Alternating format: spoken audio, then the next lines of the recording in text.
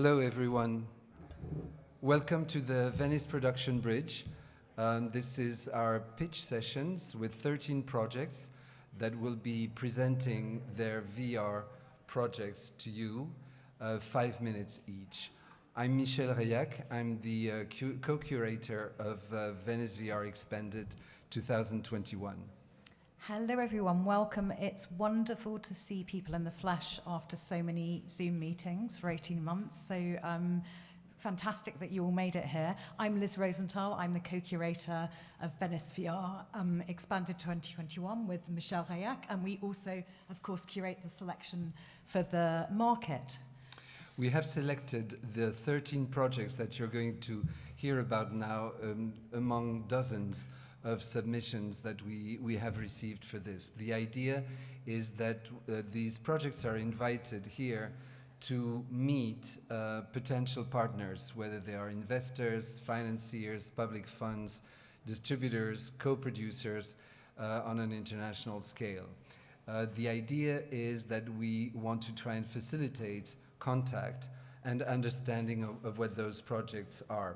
Just a word to also say that this is part of the global strategy that we have here at the Venice Biennale International Film Festival of supporting the new art form that immersive art is. As you know, we are present on the development stage with the Venice Biennale College VR, through which we develop 12 projects every year, out of which we select one that we finance entirely and that premieres at the festival. This year, this piece is called Lavrintos. The second aspect of what we do is this, supporting and facilitating the financing of such projects by selecting 12 projects internationally. And the third project is Venice VR Expanded. So Venice VR Expanded is the official selection of the Venice International Film Festival, and we are the only film festival in the world who've made an official selection of VR. So we treat VR in the same light as cinema. So our VR projects in the selection have the same awards as cinema. We have 3 awards, and we have a competition section of 24 projects this year. And the other projects out of the 37 selected are in different sections. Our best of section, which is a selection of projects that Michel and I have chosen that have launched since the last film festival. And we're also showing the project that Michel mentioned, Lavrintos, from Brazil, in our college section.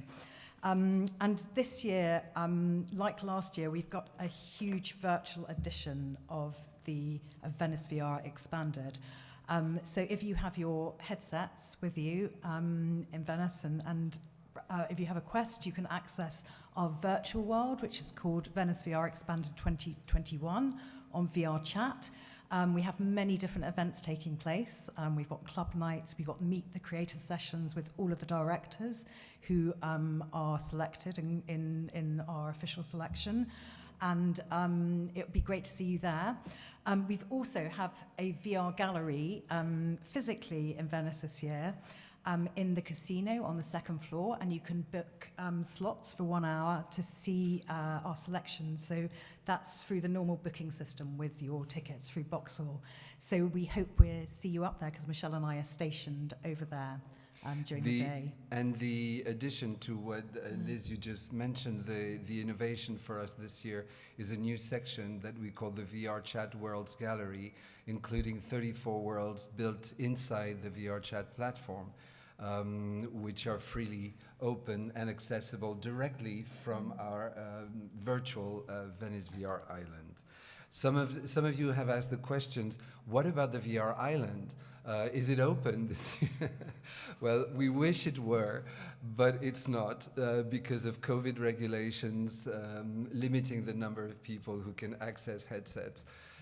So we do not have the VR Island for the 2nd year this time, but we have been promised by the Biennale that we will be back on the island next year. So hope to see you all back on the island next year, because this is really our home. So without any further ado, the way this is going to work is going to be quick and simple. We're going to ask each project of the 13 projects to present their projects in just 5 minutes. There will be no time for questions and answers because there's a meeting here after us. But if any of you is interested in talking to the projects, you have two options. One, which is the best one we favor, is meet Dude. Dude, if you can stand. This is Dude from Amsterdam, who is our coordinator for the event, and he can help you schedule a formal meeting, one-on-one meeting with the projects you're interested if you haven't booked one already.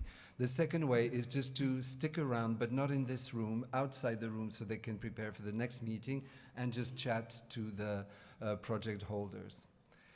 And one last thing, just so you know, beyond the 13 projects that we'll be pitching now, we also have with us the Venice Biennale College VR projects that are here as well and who are available for their presentations. So you can also inquire about those projects.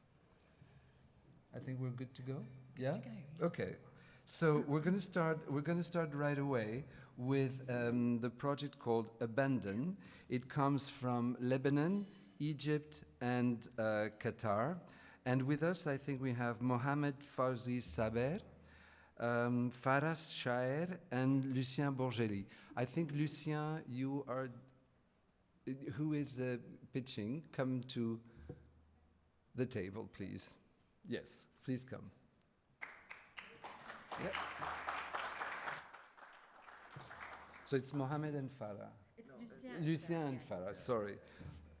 Should we go? Yes, yes, please. So we're going to time you to help you. And so we will not interrupt, but intrude in your presentation to tell you that you are already 5 minutes. Hopefully we will be faster than 5 minutes. You don't have to be. Yeah.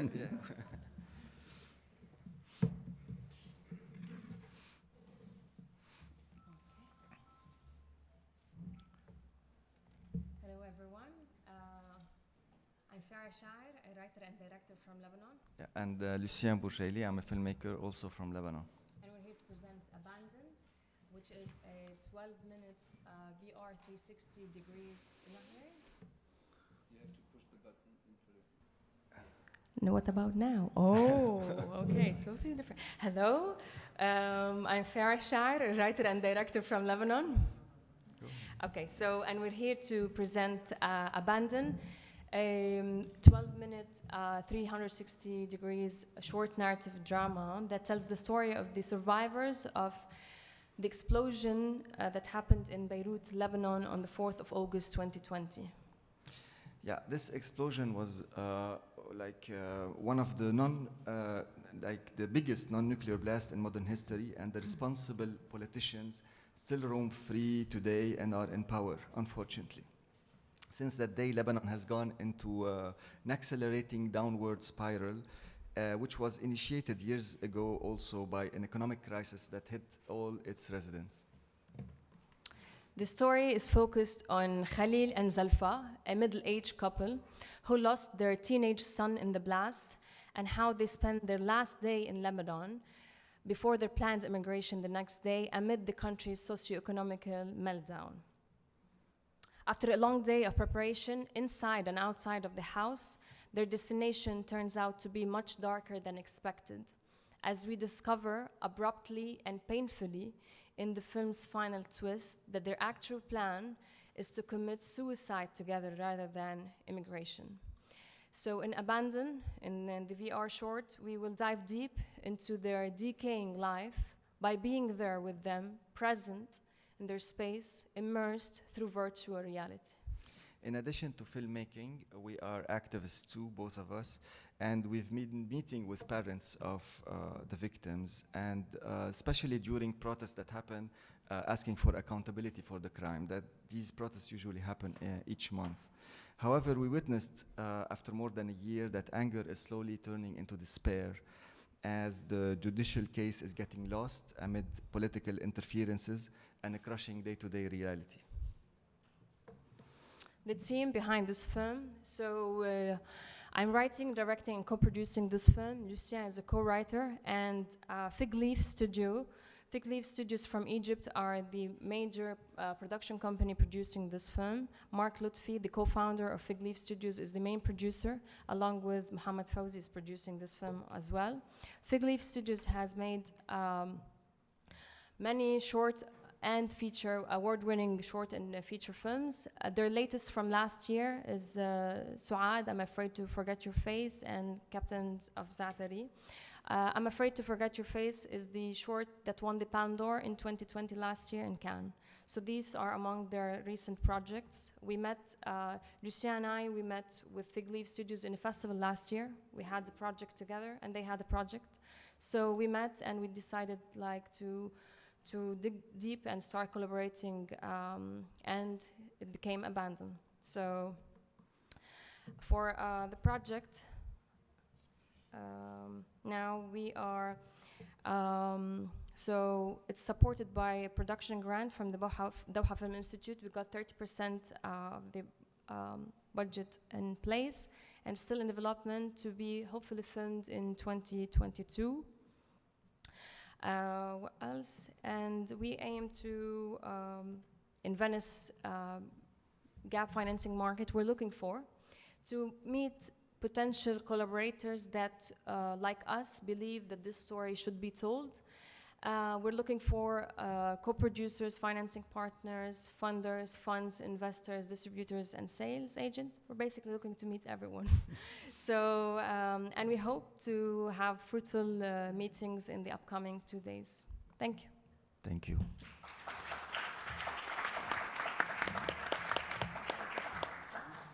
Less than 5 minutes. Yes, absolutely. Congratulations. Yeah.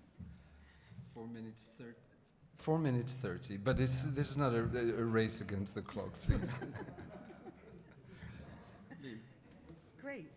So we're going to introduce our next project. Yes, Thank you very and much. once again, please stick around Yeah. so that people can talk to you. This is an incredibly meaningful, deep, and powerful project, even if showing the very dark side of the trauma, that has been caused by this tragedy in your country. But I think it's an incredibly timely project, so congratulations. Thank you. Thank you.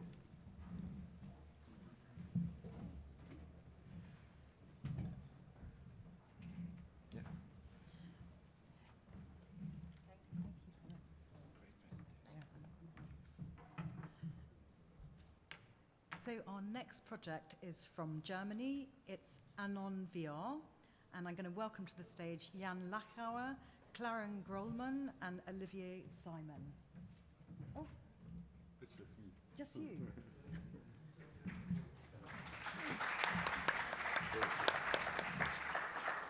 Can I take off my mask? Yes. Hello, thank you for coming. So this is Anon VR is a fictional project. I'm Jan Lachauer, the director of the project, and it's based on a film produced by K5 Film in 2017 and 18, and was a film. Sorry, where is the button? Yes, sorry. It's directed by Andrew Niccol and starring and Amanda Seyfried and Clive Owen. And it deals with a near future world where augmented reality has become reality. And it's technology that is working through eye implants in every citizen's eyes and has replaced all electronic devices. It has changed the way how we live and work together and is displaying all information directly in everybody's field of view. And it has also led to a state of complete surveillance to avoid any crimes being committed, as through looking through like the upstream of everybody's field of view makes committing crimes senseless, as it can be tracked at every moment. There's one group of hackers led by a female character called Anon, and she's trying to regain the anonymity and create a free world again. And this is where we thought it's a great project to create a game, and we wanted to use this world and premise to create a VR experience, an interactive VR experience, letting the players experience that world and this potential future with this technology, and making them part of a society that is controlled by a state and AI that can lead to unjust arrestments and persecution of individuals. And the player is, in the story, the player is arrested by the police and ends up in prison. And there he's contacted by the hacker Anon, who helps him escape that prison.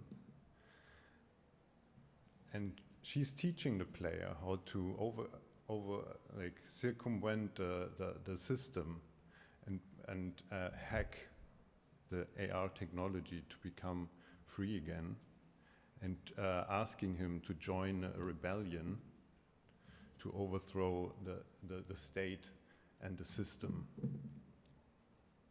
The game is planned in 5 episodes with 1 hour each, and is drawing from the aesthetics of the film. We want to create a world that is inspired by the film noir look and by the brutalist architecture that is also seen in the film.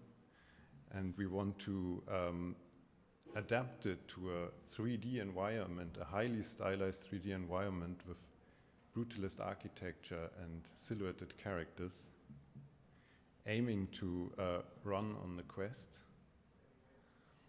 And it's a stealth adventure game where the player is interacting with other characters, is finding clues in the environment, and also trying to hide from the eyes of everyone, because everybody's vision has become a surveillance device. The player is interacting through dialogues and puzzles with the VR environment, and is joining this group of hackers to create a new and better world within this technology.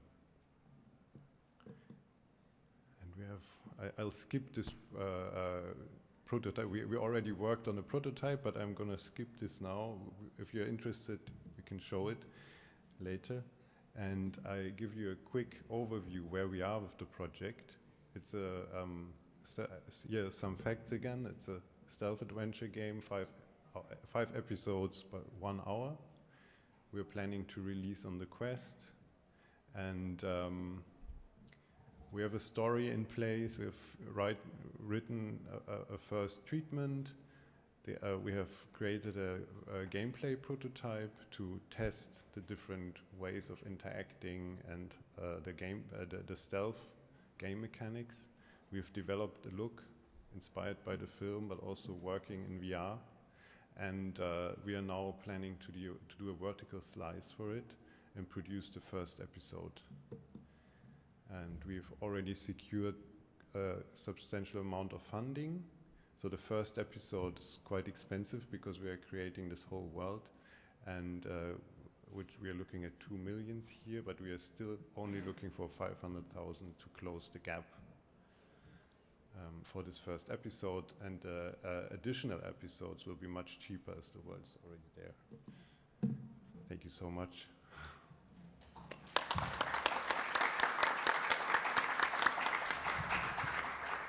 Thanks for the great pitch. Do you want to point out your colleagues as well in Yes. the review?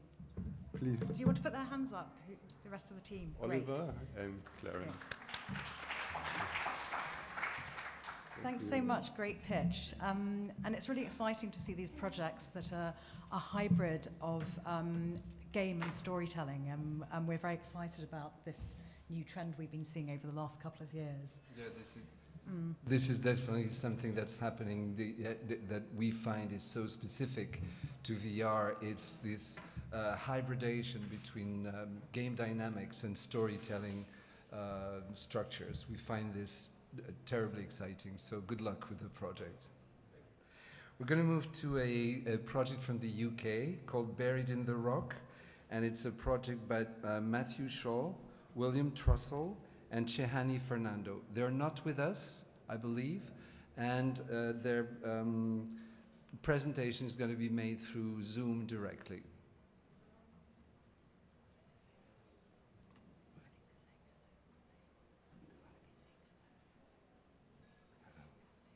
Hi everybody, lovely to see you there. We've actually done a full pre-record of the presentation, so I'm hoping your colleagues can play that.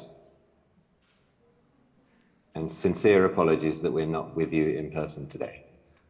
Well, there's nothing you can do about that. We know there are strong constraints, particularly flying from the UK. It's going to be playing now. Thank you everybody, have a lovely time out there. Thank you.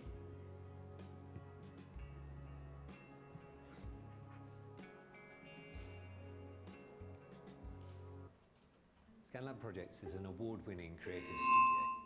We digitize the world using pioneering 3D scanning technology to capture real-life places, people, objects and events as millimeter-perfect 3D models. We use our craft as a way to bear witness to the world, collaborating with broadcasters, artists, scientists and brands on meaningful and evocative stories.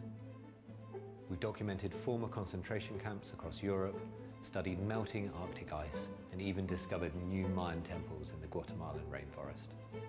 Our technology provided the backbone to the BBC's Invisible Cities series, and together with work for National Geographic, Arte and Smithsonian, our work has been seen by millions of global TV viewers.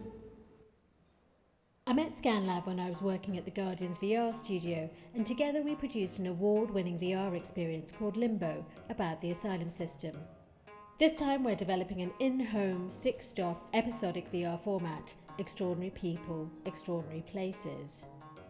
Each 15-minute episode lets us navigate an unforgettable location with people at the forefront of environmental activism and preservation.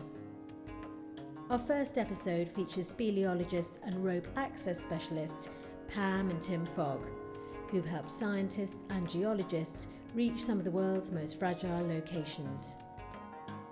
For them, cave exploration is akin to setting foot on another planet, shining the first light on geology and revealing the world's past climates. In this experience, we descend deep beneath the Irish countryside to explore the Pol Talliard cave system.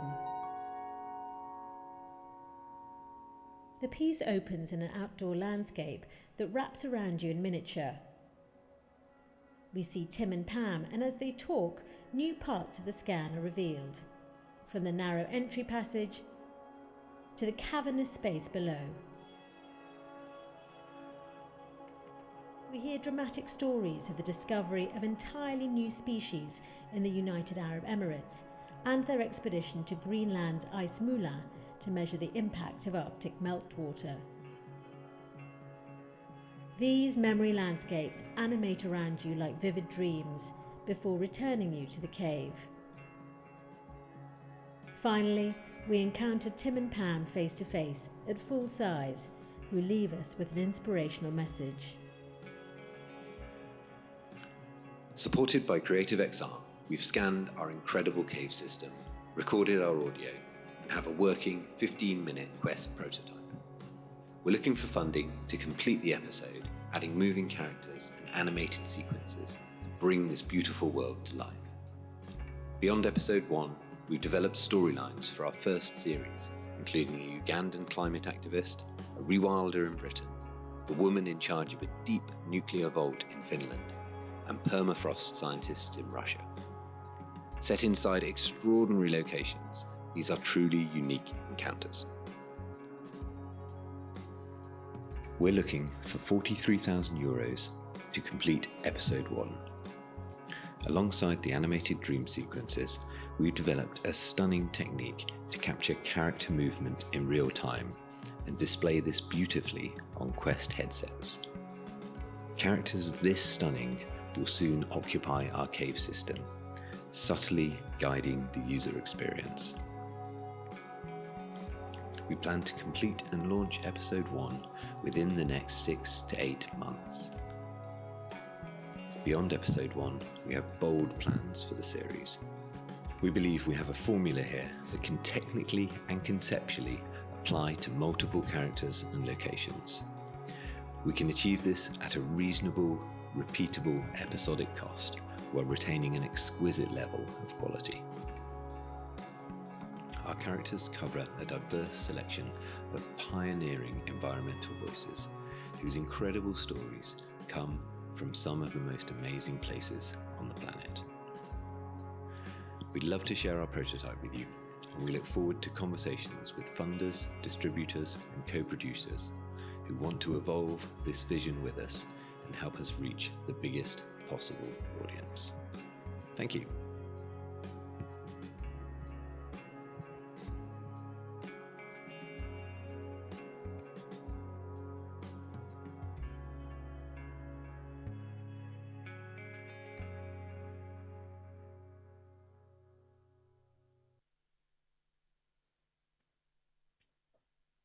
Thanks, everybody. Look forward to meeting some of you later today. Matthew, thank you so much for this presentation. It's also one of the exciting developments of VR to really understand through a project like yours the true meaning of creative technology and how breakthroughs in new ways of capturing movement and manifesting presence in a work can truly enhance a project such as yours. So we wish you the best of luck. It was a beautiful presentation. Thank you. Thank you so much for being with us, even from afar. Good luck.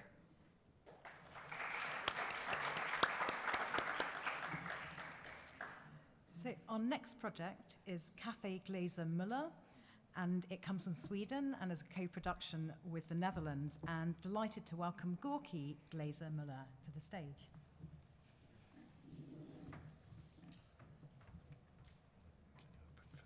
Can you please tell me when 3 minutes? Tell you what? 3 minutes. Yes. Hello, can you hear me? Well, I can hear me, so I suppose you can hear me also. My name is Gorky. Thank you for having me, and thank you for being here. I am a little bit about me. I am a director, but work multidisciplinary. So I work with the audio and video in different combinations. For example, my latest work, the international documentary Children of the Enemy that won the Krakow Free Press Award, is now yesterday nominated for the Prix Europa. So I am very happy. Thank you. Yeah. It was my debut as a documentary filmmaker, and Café Glaser Müller will be the debut of working with VR. And what it is about is structurally, it's simple, a dance solo. It's a remarkably good, amazing choreographer, Bobby Jean Smith. She's also will be dancing here. And the name Café Glaser Müller is a homage, and I'm playing with my own name with Pina Bausch's piece, Café Müller, that actually inspired me to do this. And through this dance, through this solo, what we will be experiencing, because it's not only information, you will be visiting a place in history, in the Chilean history. I am from Chile, the end of the world, and we had a very dark period during the 70s and the 80s that has a lot of stories that has not been told. For example, this one of the dance teacher that got killed and tortured in these secret places that they used, torture center. They used cafes, garage, and sports environments as improvised prisons during the dictatorship to repress freedom fighters. So for me, this is a poetic way of telling a story that in an innovative way, merging the past with the now, and in a homage, trying to inspire people to actually take action, because this is an interactive piece, and you as a viewer can help the dancer to dance herself to freedom. So the core of this is the sense that you will get playing this or experiencing it, seeing the dancer, because it's, I call it Latin American magic virtual realism, and she will be buried under a pile of chairs. Like we should put a pile of chairs here, and she would be down there, and you will be prompted as a player to let her out, moving the chairs. So it's a simple piece that is, we are not a studio, it's in the product. So by you doing this, you will get the sense of you interfere in someone's fate. So the new thing is that you end up in a feeling of goodness, of you feel fulfilled, and she with her energy, she will you will be in the same space, so you will be touched by having interfered. You will also be part of her freedom dance. And where we are in the production is that we are still in pre-production. We have 2/3 of the money, and we are looking for approximately 48,000 euros. And that is to make it not in dev kit that is available for me as an independent artist, but to do it with a whole volumetric capture system to have Bobby Jeans Smith from all angles. And to make it to make a good technical solution for it to run on the Quest also, because we want this to be popularized. This story is part of the project, is important. She could not be here, Bobby Jean Smith, but she is amazing. So I will present her by showing excerpts of her dance from the stage. So you see, stage and VR for me is a merge of two of the best things that I know.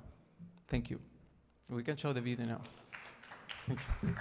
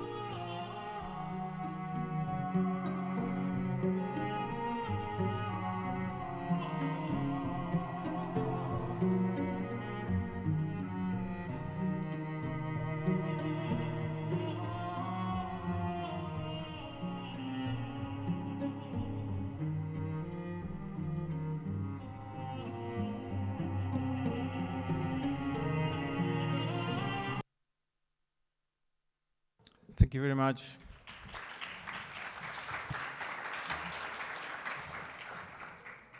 Thank you, Gorky. It's always wonderful to see how live performance and VR are joining together, and I'm very excited to see this new project using all of the new technologies of VolCap and interactivity together. So it's a beautiful project. Congratulations. The next project is coming from France. It's called Confident, and it's a project by Didar Domery and Julien Laure, and I think Julien is the one who's going to talk to us about it. Welcome, Julien. Thank you. Thank you very much.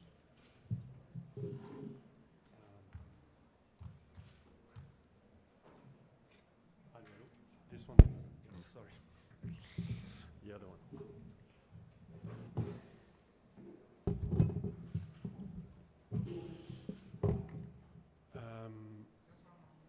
Okay. So we're waiting for the slides, but thank you very much, and good morning, everybody. My name is Julien Laure. I'm the producer of Confident. This VR experience is co-produced by Wisebird, a studio dedicated to the production of music videos, documentaries, and art installations.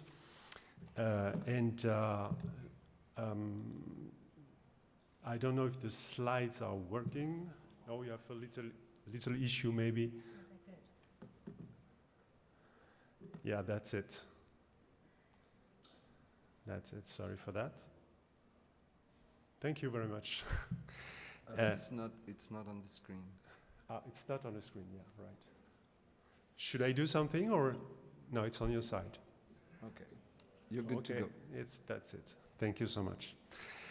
So yes, this VR experience is co-produced by Wisebird. It's a studio dedicated to the production of art installations, documentaries, music videos, and Wisebird is a studio who has a parent company, Magic Bird, who is really dedicated to the production of immersive experiences. With big, huge 360 domes. For example, we're producing immersive experiences for this dome, for instance. And Confident is also co-produced by Maneki Film. It's a film production company created in 2009 and led by Didar Domery, who has produced 16 features. Most of which have won awards in major festivals like Cannes, Toronto, or here at La Mostra. And the experience is directed by Bertrand Jandel. He's the writer and the co-director of Confident. He has graduated from the famous film school La Fémis in France a few years ago. And he has a strong interest in films and in games as well, because actually he wrote a very interesting academic report on massively multiplayer online games. He is working with Jérôme Blanquet. Jérôme Blanquet, some of you know him well. He's the director of Alteration. It's a VR experience that was produced by Okyo Studio and Arte a few years ago. And that has been awarded in many VR festivals. We can see here a few images of Alteration. Now I'm going to count to 3. I won't have time, of course, to show the full trail of Alteration, but it's easy to find it online. And is it over? So you can see it, of course, online, and most of you, I guess, know Alteration. So let's come back to Confident. The experience takes place in 2051, at a time when everyone is equipped with a personal happiness assistant. It's a time when everyone has to be happy. There's no possibility to be sad or melancholic. This is not an option. So the Confident, you can see here a few images of this Confident. It's this kind of advisor and an hormone regulator at the same time. And it's connected to the brain of its owner, so it knows everything about him, his affinities, his weaknesses, his fears, everything about his mental or physical health. And it always makes sure that its owner will be happy. And in this experience, you play an investigator from the company that makes Confidence, because, and that's the starting point of the experience, a user named Rudy has been found unconscious after a connection failure between the Confident and the central server. So from the start, you are immersed in the black box where Rudy's memories and the one of the Confident are stored. And as an investigator, you have to find out what happened and why Rudy is now unconscious. So throughout the experience, you will discover an unexpected relation between Rudy and confident. And this is one point that really was appealing to us in this story, because we are not in a binary relation of domination, but more a relation of cooperation where ultimately the human can find back his humanity thanks to an artificial intelligence. So even if it turns to be illicit sometimes. But this was quite interesting in the shift in the relation between humans and artificial intelligence. And the second dimension we found very original is the humoristic tone of the experience, because it's going to be fun and entertaining, which is not 5 minutes. Oh, sorry, which is not very usual in science fiction projects. So and last point, maybe confident addresses a very timely theme, because many of us have seen those images released by Elon Musk showing a monkey playing Pong thanks to a brain chip. So these brain chips have been green-lighted by the American administration, so it's really a time where, of course, it's going to be of great help from a healthy point of view, but it gives AI a direct access to our brains. So it's going to be, of course, a subject very interesting for us. So thank you for this attention, and I will be delighted, of course, to tell you more about confidence if we have time for that in the coming days. But Julien, can you say just briefly, what are you looking for? Yes, sure. We are in the development phases right now, and we have been helped for that by the French CNC and by the French Région Hauts-de-France through the Pic-Nanavo Fund. And we have finished the writing. We are working on the development, and we will be producing soon a prototype for this experience. So we are looking for co-producers, partners, broadcasters who could join us at this early stage and jump in the project and work with us on these development phases. Great, thank you very much. Thank you. Working with Jérôme obviously is continuing exploring the way of science fiction in an already known way through the work of Jérôme. So this is very, very exciting development. Yeah, thank you. Yeah. Thank Good you luck. so much. Thank you.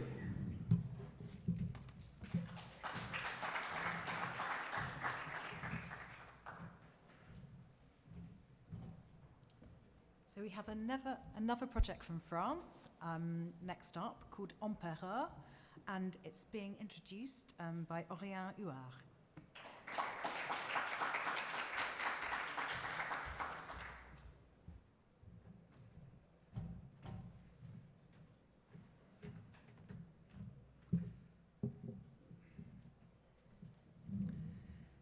Hello everyone. Also waiting for my slide just to come in, but I'm very glad to be there. Thank you. Thank you, Liz and Michel. It's a pleasure. So Aurélien was in Venice. Was it in 2018? Yeah, it was 3 years ago. And she produced a project called L'Île des Morts, which won our Best Story Award. So it's great to have you back. It was a great first time in Venice. Hope to see the same, but we have no project in competition this year, so maybe next year. Yeah, hopefully. Okay, maybe I should start. So Emperor is a 30-minute interactive VR experience written by Marion Burger and Ilan Cohen and obviously produced by Atlas V. I would love to show you some images I had on my slides. It is based on Marion's true story, and especially the story of her father, because he's suffering from aphasia since he got a stroke 12 years ago from now. So, should I be waiting? Yeah. It'd be nice. It'd be good to have the slides because it's so beautiful visually. Thank you.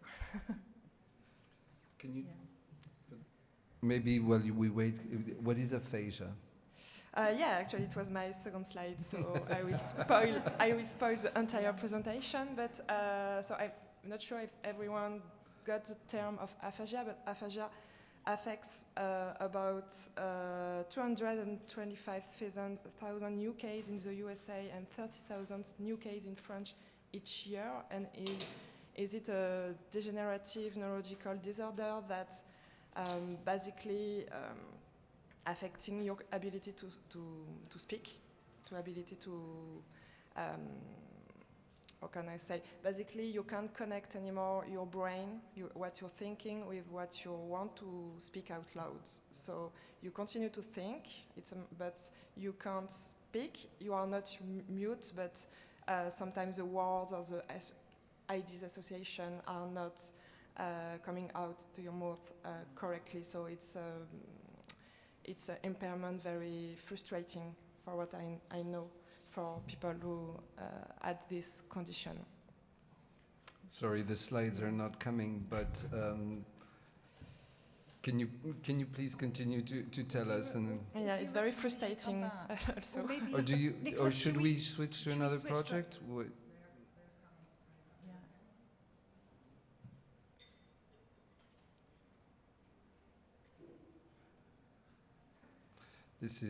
This is always, I mean, we're here to talk about VR projects, which are the front line of technology. And isn't it an experience that we all have all the time? Yeah. I mean, sometimes that, just having your mic on when you do a Zoom meeting and you can't find what's wrong and the mic is not working and then it cuts off and then we live, I think there's a dimension of what we live which is completely fantasized, which is about this technology, working. But sometimes the basic things don't work. Now it's working, and you can start your presentation. Thank you, and thank you, Michel, for filling up the blanks, because I'm a little bit stressed, so it's hard to me for improvise. No stress, it's part of our life. A startup show. So my GIF are moving, so everything is right. So what I told you, aphasia is a very frustrating condition, and with this project, actually, we wanted to invite the user to dive inside the brain of aphasic father, but told from his daughter, from Marion, the creator, one of the co-creators of the project, told from her point of view.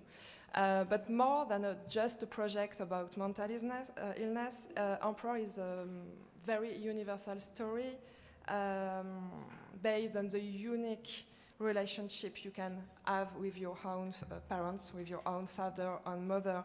When you saw your parents growing old and you understand, as you are hopefully an adult, but you understand that eventually your parents are going to die.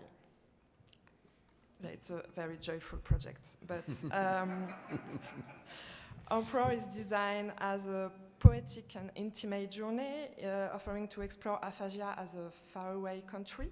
So the experience is divided in 3 parts, and each of these parts gives you a different level of interactivity. So very quickly, first the user is is passive, and he discovers around him the story of the accident told by the daughter. And then we are transported into the father's mind, and we at home, we sit on the table during a speech therapy session he made with his daughter, and is interactive, and is trying to reconnect his ability to speak and reconnect with his key memories from his past. So we learn to know more about him. And then we are dropped in the mysterious land of aphasia, and then you can move using teleportation. And finally, we are back at home in the present day, and it's the first time that we really see the father from an external point of view in the present. So Emperor has a very black and white, suggestive aesthetic, full of mystery, with very enduring environments and blank space to try to represent the void, the loss and emptiness of the mental illness.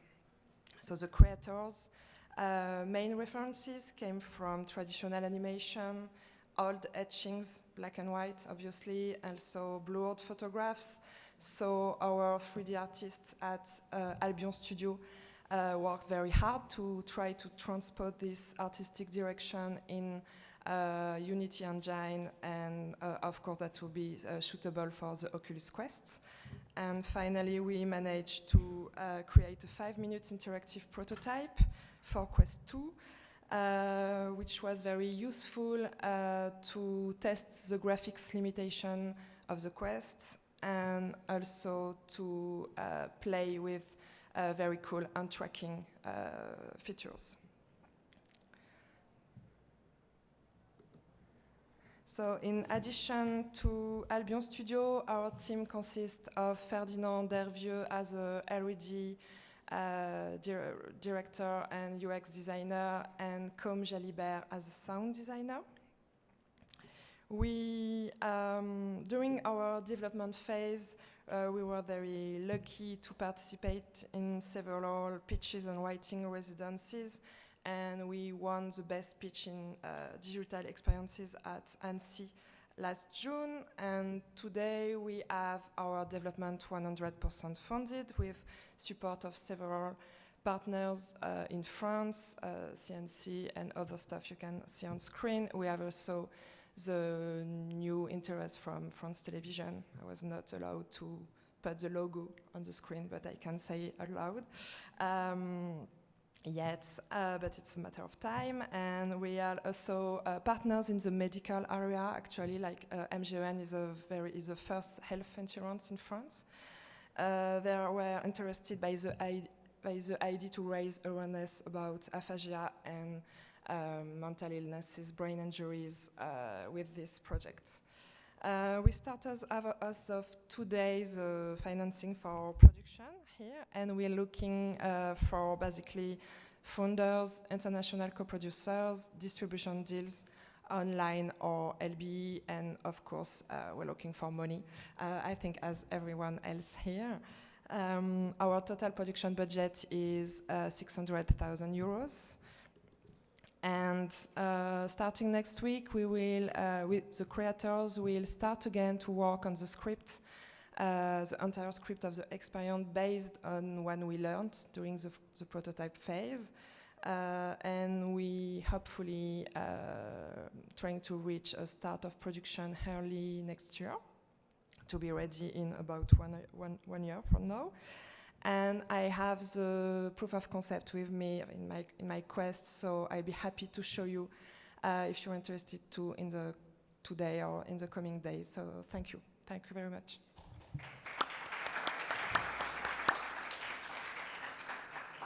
Thank you, Oriane, and thanks for bearing with us. It's such a beautiful project, and it's so amazing seeing these kinds of projects that really put you in a position to understand the situation of consciousness and humanity and how it is to be in this kind of experience. So thank you very much for the beautiful presentation. Our next project comes from Italy. It's called Escape, and it is represented by Rossella Scilacci and also in partnership with Federico Biasin. Rossella.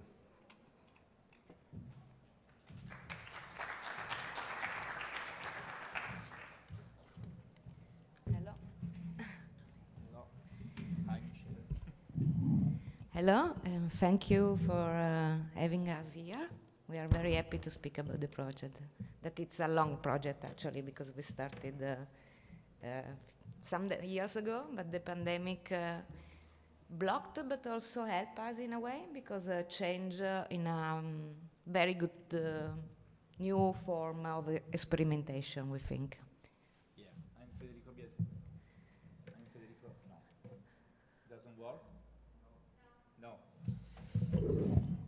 I'm Federico Biasin. I'm the producer of Escape. Okay. COVID. Okay.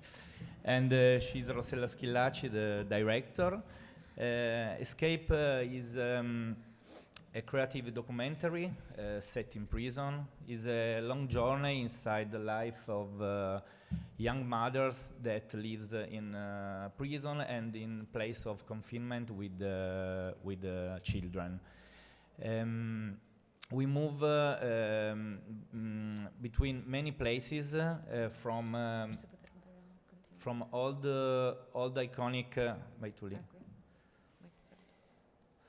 from all the iconic structure like the Panopticon, that is an institutional building and system of control of the 18th century, to the most modern prison of soft custody of today. In all of these places, we feel the same things. It's like to be underwater, it's like to be in apnea, like you stay 1 meter underwater and you can see the light, but we are not able to swim and to go outside. So you are always in this system of with sound, soft sound, soft movement, like you live in an underwater world. And why we decide to construct this world? Because I made very long time ago a documentary, observational documentary about children that are living in non-normal jail with children until 3 years ago. But then the situation is changed, and they build a new weird place, strange place, for children until 6 or 10 years old. So what we thought about this place, that are a kind of scenography, like a Truman Show scenography in a way, where they force the children to believe they are somewhere else. So we ask ourselves, what is the real impression of these children? What do they believe? They are in a strange place, or that they are in jail actually? Which are the emotion, the fear? And we decided we made several workshops of illustration and narration, and we decided to build, to shoot, of course, in some place where they live nowadays, but also to build the past. So the viewer will make a trip between the nowadays place where these people live and see some moments of everyday life, but also there is a blast from the past, so it can be in this. This is an old Panopticon jail from the 18th century that has been used till 50 years ago, and with their memories, their fear, what they really experience. As Federico said, everybody told us that they feel like underwater, couldn't breathe and couldn't see strange animal. So the idea is to recreate, starting from the real place, but then recreate with animation, nested in the real image, nested this strange and weird imagination that both mother and children had. Just to say that for me, the general meaning is to see how these people, mother and children, make kind of a journey. It's a kind of, we in the illustration workshop, we work as a hero journey. So they finish in another world, in a very underwater world, not known, and all what they did to go out, all the challenges they have to face, and how do they manage to go out to finish. Then we hoping to shoot the last scene here in Venice, because their dreams is to go out and to can live finally mother and children together.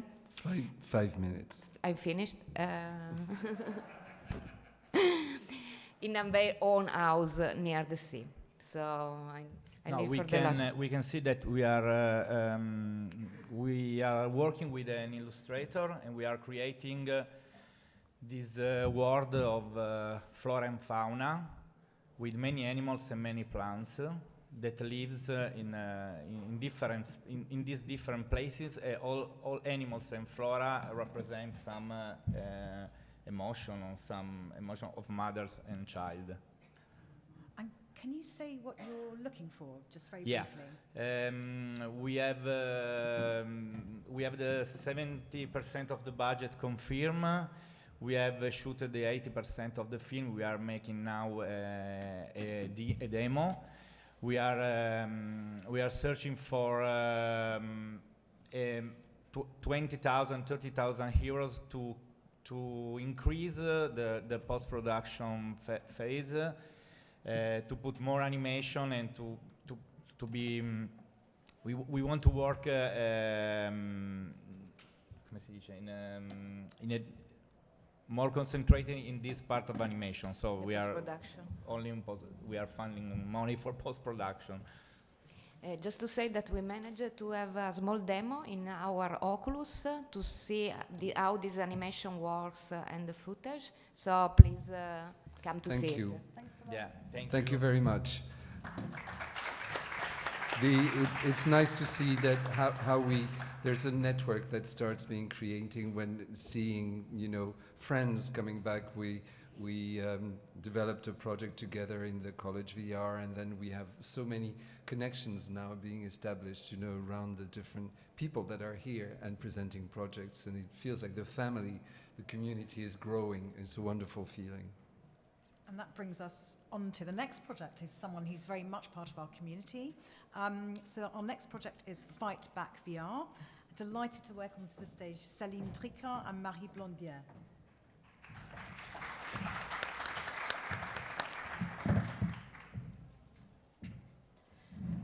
Hi everyone, my name is Céline Tricard. I am the writer-director of Fight Back VR.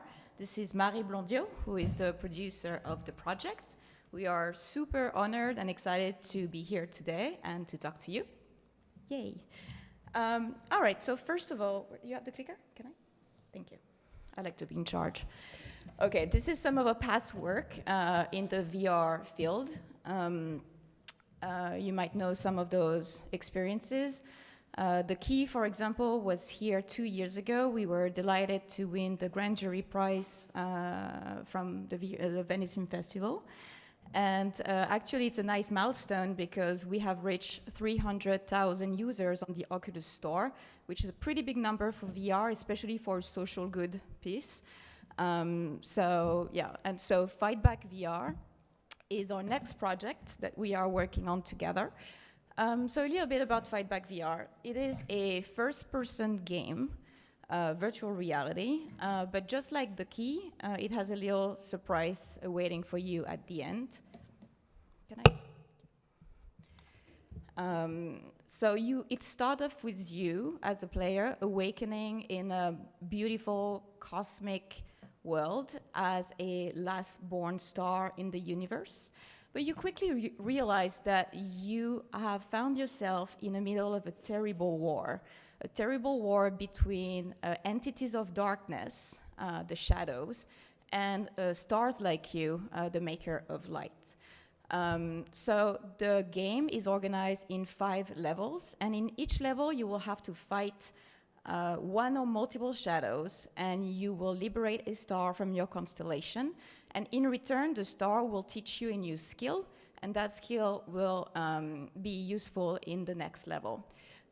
So we used hand tracking technology. That's something that we are very excited about. This is everything you see is actual screen grab from the build in Unity.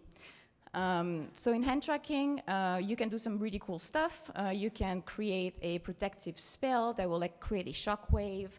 You can conjure a shield to protect yourself, and of course you can fight. Each level will have an increased difficulty level until you reach the final level where you fight the final boss, which is a really big shadow, about 20 times your size, in a really, really exciting and fun fight. So the goal of the game is, first of all, to have fun. It's actually quite exciting to manipulate light with your hands and create spells and effects. It really gives you the feeling that you have superpower. So that's pretty cool in VR. But like I said earlier, there's a little twist at the end, which is after you defeat the final boss, you discover the real identity of the 5 stars from your constellation that you have liberated. And those stars are, in fact, real women from history, female warrior, absolute badasses, And through your action in the game, you have contributed to shine a light to rediscover their stories of those incredible women lost in history.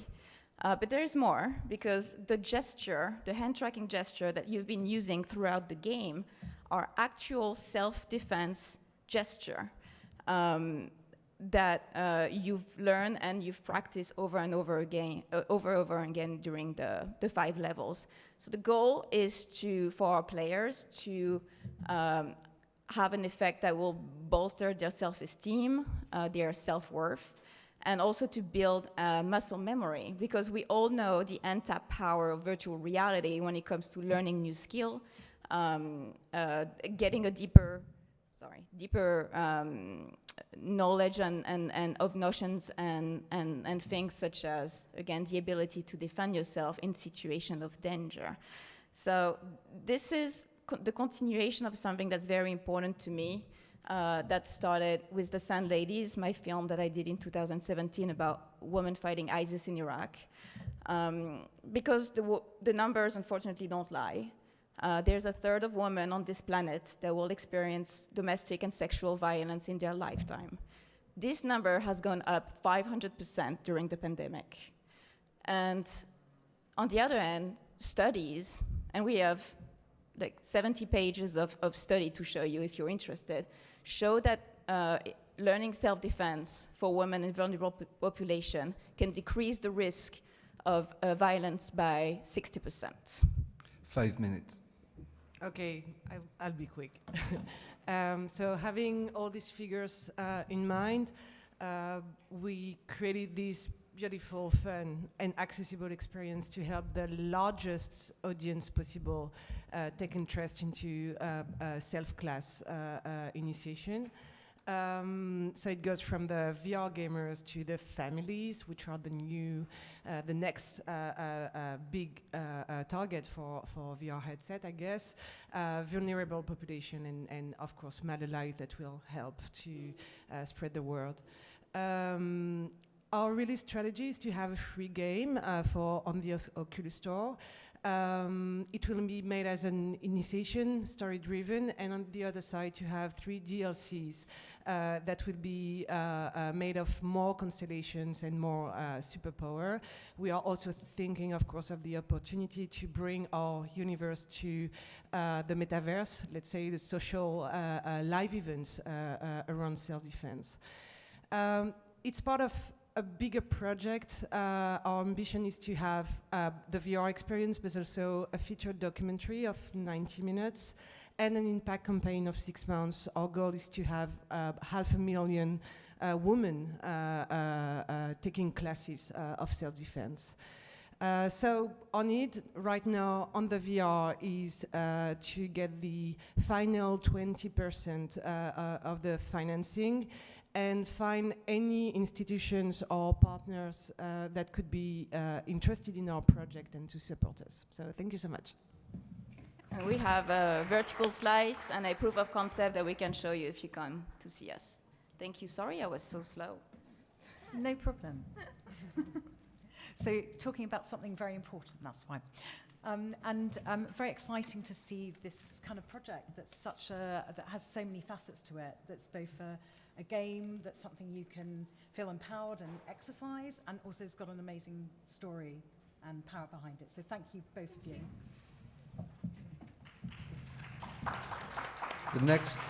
The next project comes from France. It's the Night of the Wailing Stars, and it's presented to us by Louis Cacciutolo.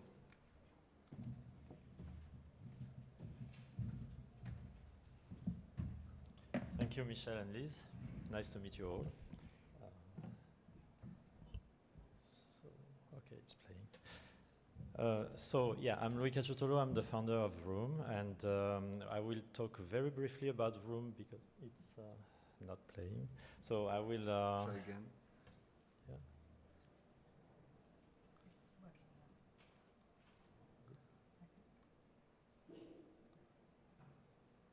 Okay. So yeah. So while we're waiting, I think. Okay, so I think it's fine. Okay, great. So I will talk. Yeah, I will talk very briefly about what we are doing because we are basically a company specialized in building events in social VR, and the whole goal is to have like as many users as possible, and the goal is to really democratize VR through events that could be either musical, theater, dance, or even narrative stories. So something that is very important in a big milestone for our company is that we realized the Jean-Michel Jarre concert in Notre Dame on New Year's Eve, and this concert across all media platforms was produced in VR but reached 75 million viewers, which broke the world record for the most streamed concert in 2021. We are happy to be partners of the Biennale and Venice VR Expanded, for which we built help build the platform hosted on VR chat. So the concept is to have a music experience that can appeal to all audiences and especially younger ones, because we know that the VR audiences inside social virtual reality are very young. Like social VR platforms like VR Chat, where we will start this project, are basically aged 12 to 15 years old. And there are millions of them playing VR every day. And this is where the target audience is, our target audience is, and the concept, the story of this episodic series is to build the very first music album to live in social virtual reality and beyond, because it's also a digital project, and that will be broadcast across all types of media, from music platforms, Spotify, YouTube channels, etc., but all the way, because it's produced inside social virtual reality in 6DoF, to all types of like immersive experiences. So the story is the story of a little boy who is in France, in Paris, in the 80s, and this guy is probably bullied at school, and in order to escape his sense of isolation, he's drawing the story of a superhero that he wants to be. And this superhero wants to continuously escape worlds and explore more worlds. So each music track produced, who are actually created by Minotaur, a virtual artist, digital artist, is a techno to electronic music artist. Each music track will be one game. And this game is a series of 8 tracks that are 8 games. You can have a preview of the first episode that is already, the proof of concept is already online on VR Chat if you want to go and check it out, or I can show it to you in a moment.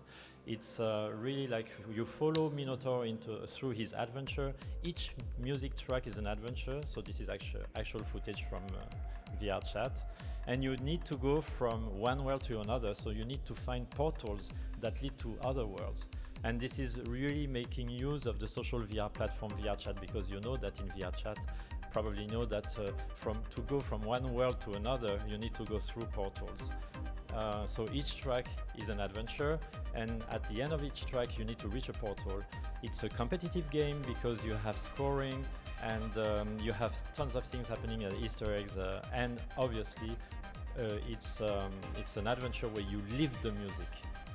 The music can be lived by you. So we are basically already have nearly finalized the first episode. There will be 8 of them. Each episode has 2 parts. One part which is a very dynamic part where you need to run and find Easter eggs and find your way out. And the second part is a more chill part where we actually want people to take a little bit rest, check their score, and also attend a live performance inside social VR virtual reality, like a dance performance, for example, that we will do at the end of each track. The end of each track is actually also a collaboration between Minotaur and other most famous artists, which will allow people to be more to create more buzz and to have more views, basically. So this is the team. I'm the producer. Minotaur, who you have the portrait here, is a digital artist. Denis Semyonov, the bigger guy, is 5 minutes. Oh, okay, sorry. Is a Russian artist who has got a lot of awards, for example, for Dreams of Auschwitz. And the distribution strategy is targeted promotion towards youngsters. one episode per month that we will release every month. It will be released in audio mode with MVs, live streams, 360 music videos, AR goodies, and of course the 6 of experiences on VR chat and in LB, because we can also do concerts. So the total cost of the 8 episodes is 255k euro. It's about 31k per episode. We already secured 15% of it, and we are looking for other funds from institutions, like 60%, probably from CNC, where we are pitching now, and other types of institutions, and at least 25% from private investors, like brands, music brands, or other types of clothing, etc. Thank you so much. Thank you, Louis. It's for us, VR chat and the social platforms where social VR can take place is definitely the new frontier. And it's so funny for us to see your trailer. And we actually recognized just through their avatars every single person that you showed. We didn't know they were in your trailer. But I realized how familiar now it is for us, because we spend so much time inside the VR platforms. Now you recognize people's avatars as your friends and as the people you know. It's like completely second nature. It's definitely a new frontier. So it's great to have a project in a platform like VR Chat. Absolutely. So we're going to move on to our next project from the US, which is called Shepherd. And welcome back to Venice, Kane Lee, who's going to be presenting it as producer.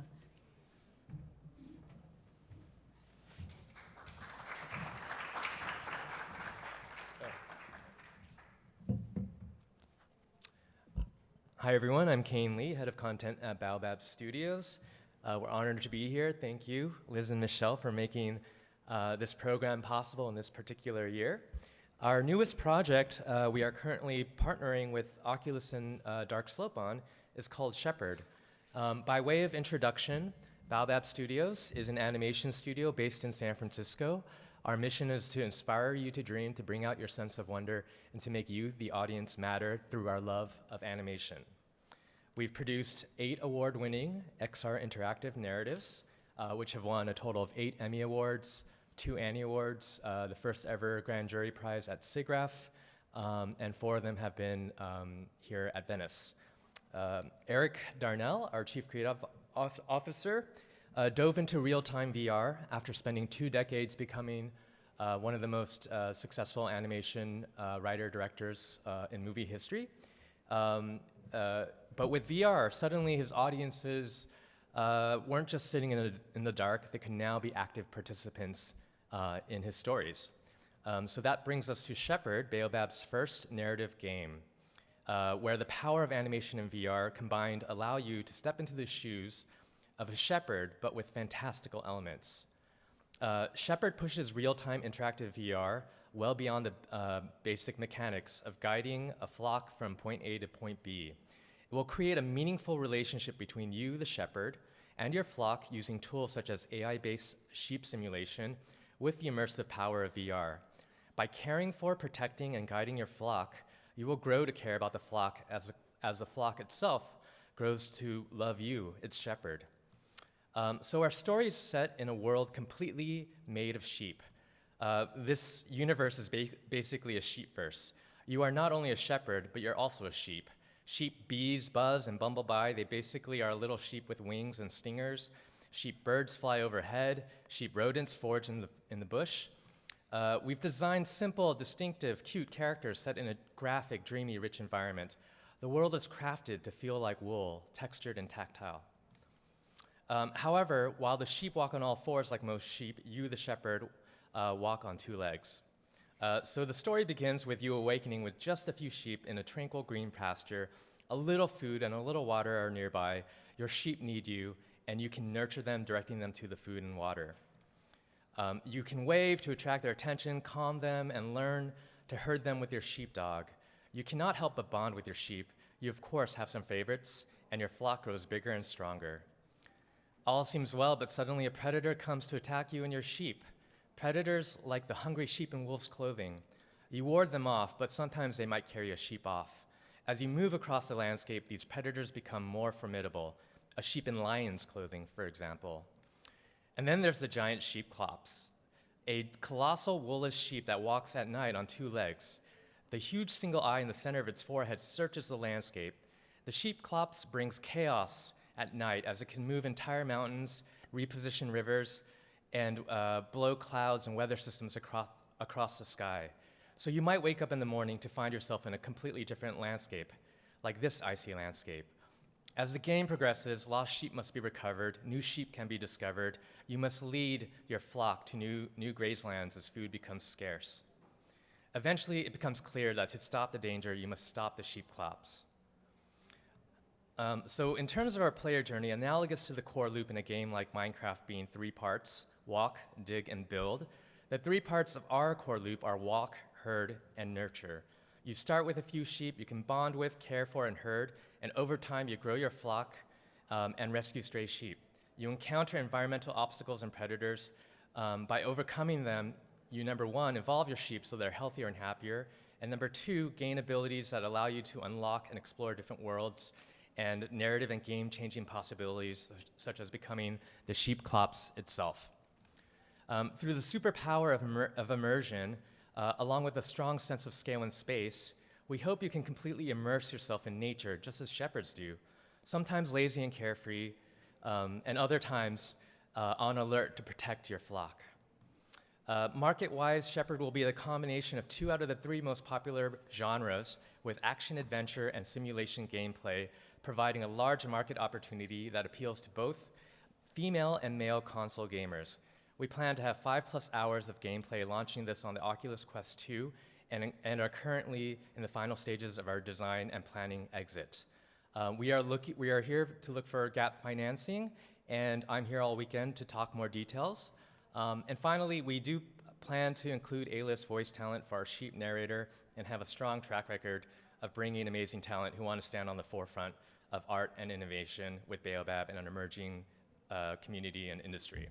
So thank you. I'm around to talk more and really happy to be here. Thank you, Kane. I'm excited to see how you go with your first game with such an experienced animation studio. It's wonderful to see that kind of skill come to games. So looking forward. We move to a project from the Netherlands, Symbiosis, and to speak about it is the director Marcel van Brakel and Corinne Meyers from the Netherlands.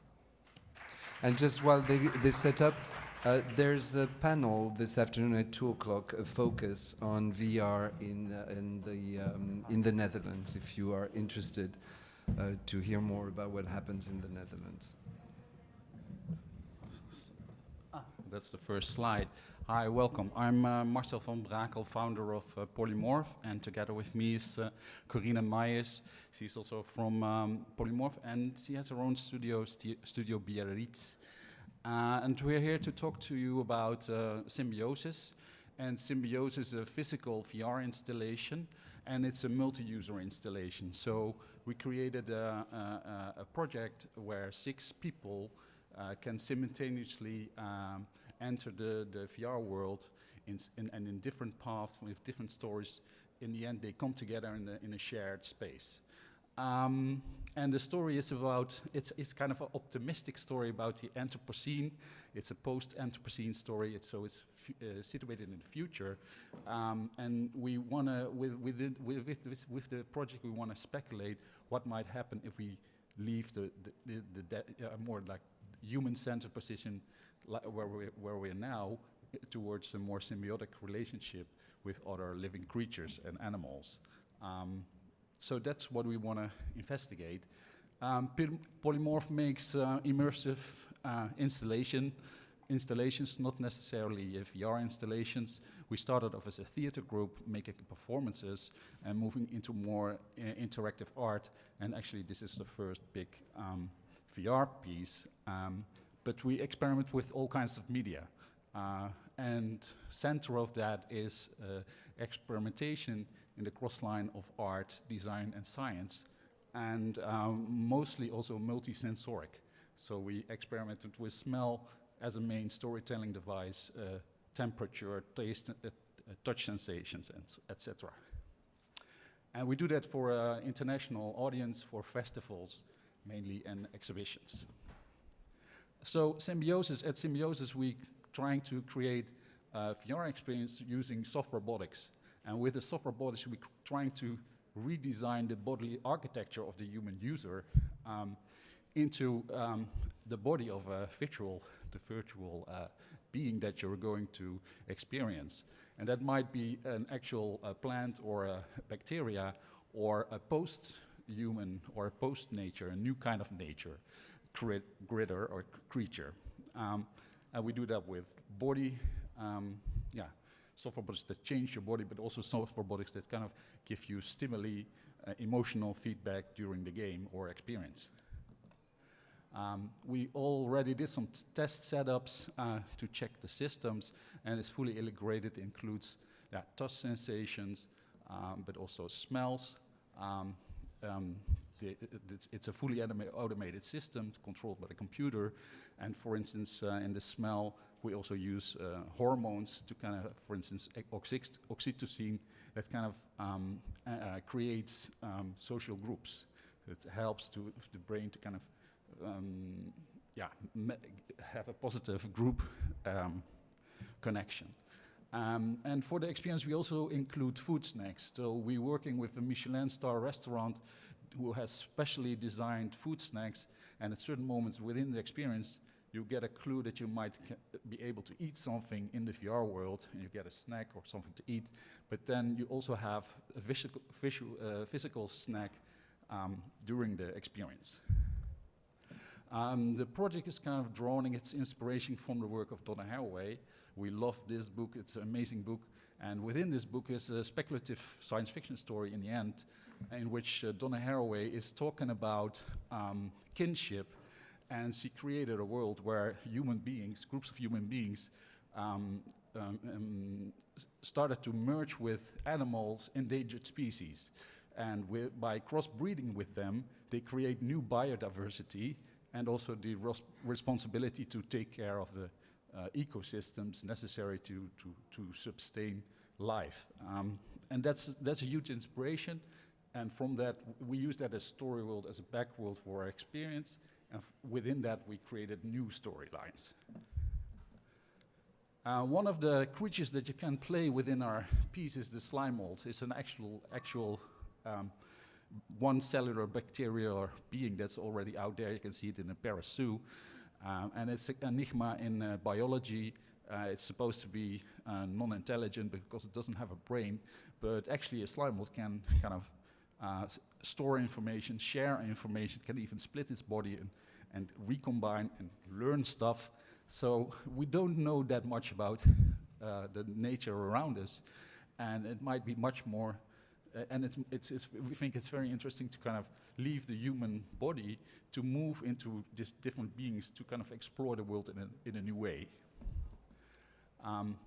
This is one of the other main characters that you can play as a user, and in this story it's more not about transsexual, but it's about, yes, it's about trans-species interaction and story content.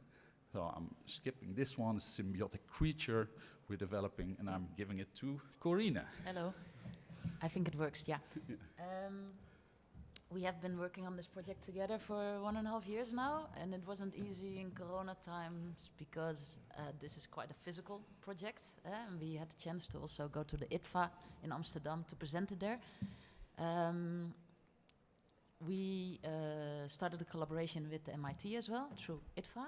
So we finally just presented there at the forum, but we will go this year to the ITFA to present it physically. So if you want to experience it, we didn't bring the whole installation with us now, but you can try it at ITFA. It's going to be at the I Film Museum in Amsterdam in November. We already had a few partners which helped us to user test the project because there's a lot of R&D in there. And on the online environment, we have a 3-minute video where you can see other users experience the project. So it might be very nice to see the actual installation.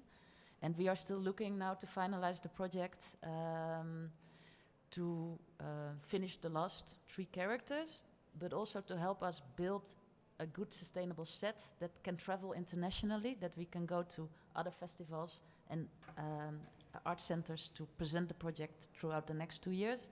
So please come talk to us the next couple of days. Thank you very much. It's quite a bold project with truly physical involvement of the audience in a radical way, which I think is we need radicality in VR experiences. So I think it's a great project. Thank you.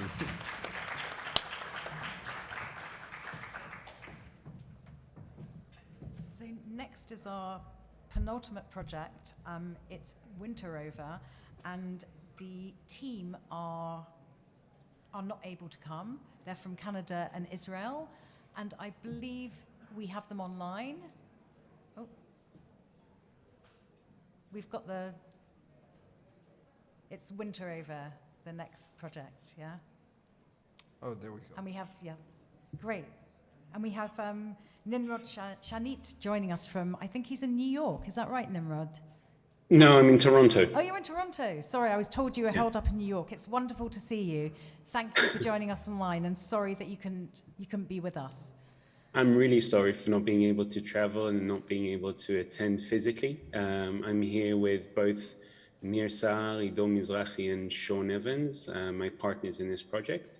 Hope you'll be able to see them too, as we're all pitching this together. So please just tell me if all 4 participants can be shared on screen. Can you confirm? Hey, can you see me?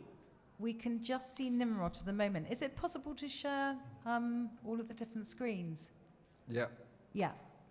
Okay. It's all good. Okay. Then we'll commence. Tell me if you can see our shared screen now. Yes, we can. Yes, we can. Thank you. Thank you so much. So Nir will set off and will introduce us all, and we'll take it from there. Hello, everyone. Hey, Liz. Hey, Michel. Thank you for having us. I'm Nir Sar. I'm a film director and a creative technologist. Hi, Ido Mizrahi here, piping in from New York. I'm co-directing, co-writing with Neil Sal. And you go, sir. So my name is Nimrod Shanit. I'm the producer for HCXR, previously Holy City VR. Together with Sean Evans, we produced Once Upon a Sea that was at the Biennale last year, and Holy City. So is it, just going to stop you, is it possible to actually show the speakers, Nicholas, on screen? I'm simply sharing my screen, I guess, so that's why you're seeing the Sorry to interrupt. The slide. We can't see you, though. But, yeah. Oh, okay. Well, our voice hopefully will convey our messages. Yes, please continue. I'll be starting up. Okay, so Winter Over is a 15-minute interactive VR experience created in collaboration with NASA behavioral expert. Designed for mobile headsets, it takes place in the near future. On the eve of your wife's upcoming deployment to Mars, a lifelong dream she's about to realize, and after years living apart from you and your son, training and competing for the coveted seat on that spaceship, your family is suddenly on the verge of total disintegration. Your mission to Mars is to keep your loved ones connected, defying both physical and emotional distance. It's a custom-tailored AI engine that allows you to interact with your loved ones using your voice and physical faculties as if you were right there with them, empowering you to change the direction of the story. This groundbreaking integration of natural language processing capabilities offers a sense of agency that's unlike any VR experience. By placing these basic human challenges within a space story, we're able to create an emotional experience that is both bigger than life and close to the bone, leaving your loved ones behind and the sting of social isolation, in particular during the coronavirus pandemic, highlighted the importance of finding ways to connect remotely. Here's a short trailer I really need you to help me navigate this, please. 3, 2, 1, 0. Ignition. Liftoff. Enjoy the ride. Are you nervous about this mission? Of course I am. I knew you felt the same way.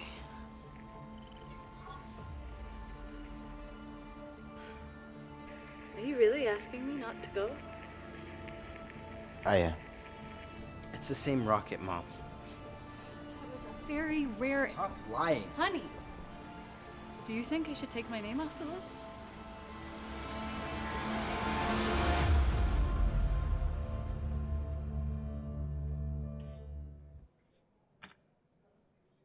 We're a veteran team of filmmakers and creative technologists joined by NASA behavior scientists and AI experts, a meeting place of cutting-edge storytelling, a highly innovative blend of technologies, and exclusive access to space exploration studies and human interaction.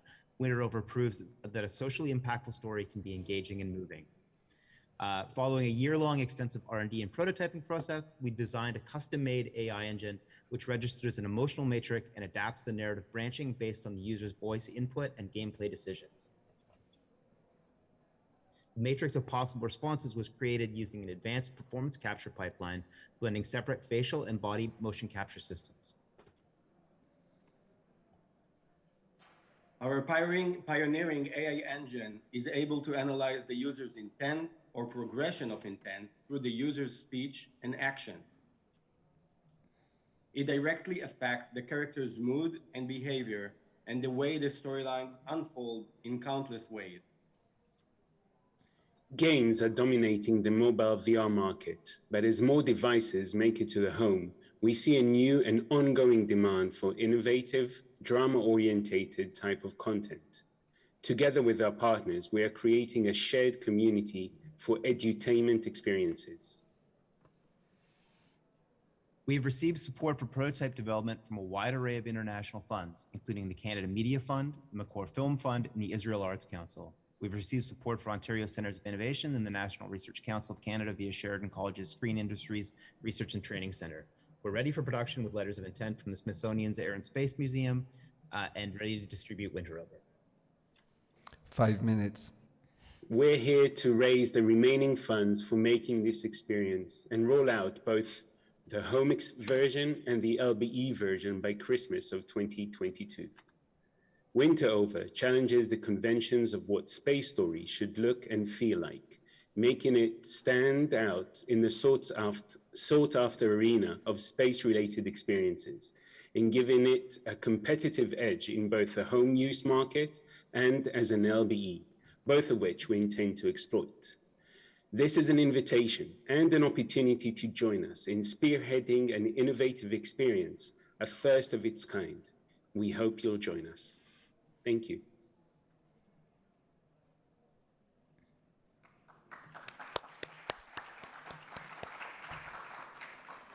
Thank you so much, Nimrod and Nir. Nir. Sorry, Nir. Oh, it's great to see you. And congratulations on such an ambitious project. And I'm sorry that we don't have more time to do questions with you, but thank you for getting up so early in the morning as well. That was the other thing. So take care. Thank you. Take care. All the best. Thank you very much. Thanks for having us, guys. Thank you. And our last project is Blood Speaks. It's a project from the UK and France. And since we had to push it to the last moment, I don't know, is it Katayoun who is going to be presenting? Follow me and CJ. Okay, so please come to the stage. So it will be Pulumi and CJ who will be presenting. What? CJ's just pushing the button. Very important role. Hi, both of you. Thank you for having us here. Hello, everyone. Thank you for taking time to come here. Is it working? Yeah. Hi, my name is Pulumi. I'm an interdisciplinary artist, author, and activist, and I'm from India. I'm the creator of Blood Speaks, and this is CJ. He's also the co-director, and also I'm the writer and co-director for Blood Speaks, Maya, the Birth of a Superhero. Maya is a unique character. Her powers derive directly from the process of menstruation, taking those facets of female experience that have so often been used as a pretext of subjugation and turning them into a source of power. Her name Maya means magic, an illusion in Sanskrit. In the canon of the genre, no woman character is afforded the complexity, the trauma, and the darkness, and the power that we envisage for Maya. We journey through the bloodlines of an ordinary 21st century girl as she transforms into a uniquely female superhero. Maya was born out of the violence and in fire. Her trauma runs deep. In this sense, she's a menstrual vigilante. Think of a Batman with a vagina. Created in Quill and Unreal, this piece will be a single 20-minute Sigstov experience. Our aim is to inspire young audience and teenagers to find the magic within themselves. The story of Blood Speaks is very much my story. The story of sexual abuse I experienced as a child and the sanctioned bullying of my mother and grandmother, both child brides and then very young widows. I witnessed growing up in India in Calcutta. After my periods began, my life was curtailed as a result of menstrual taboos. Such experiences have shaped my core values, and I'm really driven by a sense of injustice. Globally, menstruation is a taboo subject. It articulates so many narratives about feminism, oppression, matriarchy, culture, gender, and power. This is the story of intersectional feminism. Maya, the birth of a superhero, is directly inspired by the stories of real women in rural Nepal and India who are forced into exile because their menstrual blood is considered impure. Whilst in exile, they are often raped and murdered. The first phase of Blood Speaks put the issue of menstrual exile in the international agenda. This phase consisted of 3 VR films and an extensive series of photography that were published in Time, New York Times, and The Guardian. To name a few, there is also an immersive installation that has been exhibited at Cortona on the Move Festival in Italy and the American Museum of Natural History in New York, amongst others. We presented Blood Speaks at South by Southwest in 2019, and it was selected for the 2017 Sundance New Frontier Story Lab and is collected and distributed by the Tribeca Film Institute. Throughout this project, I have been threatened, intimidated, but ultimately I achieved impact when the Nepalese government criminalized the practice of menstrual exile in 2018. Maya's magic crosses boundaries and breaks taboos. We followed Maya from her transformation in rural Nepal to a contemporary London where she forms bond with Prakriti, a first-generation South Asian teenager. If Maya is Batman, then Tara is Robin. Together they engage on a series of thrilling adventures revealing the hidden modes of patriarchy and misogyny that exist in contemporary Britain. Maya, a radical and a feminist recasting of the Batman trope, an outsider who breaks rules and subverts traditions to do what is right, has been designed to appeal to our primary target audience, which will be 13+ adolescents, just at the time when menstruation is occurring and cultural codes begin to assert themselves on the lives of young girls. In Maya's journey from east to west, we are decolonizing the superhero character and presenting a figure from the majority world with power and agency. Maya is shedding the perception of passive victimhood and reconfiguring audiences' perception of BAME characters. BAME is, British sort of ethnic minority characters, as individuals that can take the lead in revealing gender bias and subverted cultural codes anywhere in the world. The project is supported by Oculus, and we will be distributing the experience mainly through Oculus Store. Beyond this, we are working with a location-based installation experience in partnership with the Tate in London. And having already changed the law at a national level, our ambition is to activate key international audience by showcasing the work at a high-level international event such as the Davos World Economic Forum. Whilst this remains an underrepresented story in the wake of films such as Black Panther, the wider BLM and Me Too movements, now is really the time to bring such a story and subject into the mainstream. The story of Maya uses a very tabooed subject to create a fantastical alternate reality where women are powerful and their strength is celebrated. It addresses the critical issues of our time in a rich, multicultured, multi-layered, and multicultural narrative that is compelling mainstream entertainment and that can appeal to a mass audience. Because what we really need now is brown girl magic. Thank you. Wow. Thank you so much.